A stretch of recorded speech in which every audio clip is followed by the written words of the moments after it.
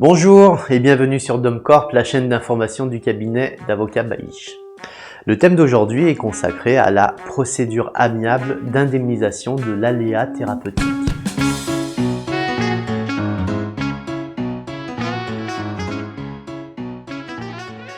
Cette procédure qui, comme son nom l'indique, est essentiellement une procédure amiable, c'est-à-dire qui ne peut pas être imposée par la loi, débute par un dossier que l'on dépose auprès de la Commission de conciliation et d'indemnisation des accidents médicaux, que l'on appelle plus couramment la CCI. Si la demande est jugée recevable, la CCI va nommer un expert médical qui aura pour mission d'examiner la victime. En fonction des conclusions de cet expert, la CCI va, après avoir convoqué et entendu la victime, rendre ce que l'on appelle un avis. Si cet avis est positif, c'est-à-dire que la CCI a retenu l'existence d'un aléa thérapeutique indemnisable, le dossier est ensuite transféré à l'ONIAM qui sera en charge de faire une offre d'indemnisation.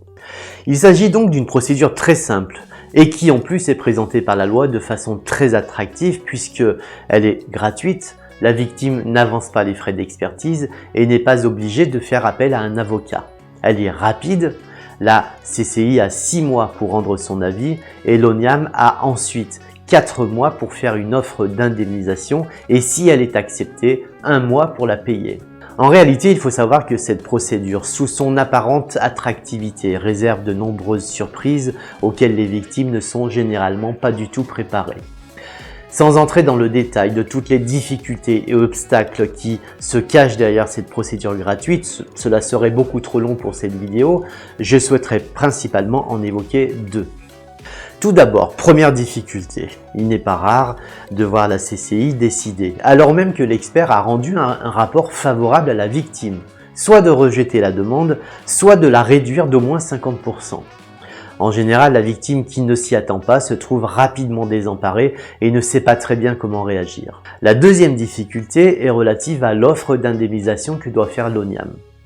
Cet organisme qui n'est pas obligé de suivre l'avis de la CCI peut très bien décider de refuser de faire une offre ou alors de décider d'en réduire le montant de façon très significative. Dans la grande majorité des cas, c'est d'ailleurs ce qui se passe. Et il n'y a aucune possibilité de discuter comme on pourrait le faire par exemple avec une compagnie d'assurance. En général, l'ONIAM vous fait bien comprendre que c'est à prendre ou à laisser. Avec ces 2 paliers, la CCI d'abord et l'ONIAM ensuite, la victime peut donc se retrouver au final avec une offre d'indemnisation réduite de presque 75% par rapport à la réalité de son préjudice. Sous prétexte qu'elle est rapide et gratuite, cette procédure aboutit donc, dans la plupart des cas, à des indemnisations qui ne correspondent pas à la réalité du préjudice de la victime. Il faut savoir, pour bien comprendre l'enjeu d'une indemnisation, qu'une victime qui se retrouve gravement handicapée va avoir besoin, pour le reste de sa vie, d'employer une tierce personne pour l'aider à accomplir un certain nombre d'actes de la vie quotidienne.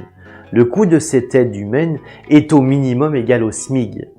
Si l'ONIAM fait une offre d'indemnisation pour ce poste de préjudice qui correspond à seulement 1/4 du besoin financier de la victime, il est bien évident qu'elle ne pourra jamais se payer une telle aide et compenser ainsi sa perte d'autonomie.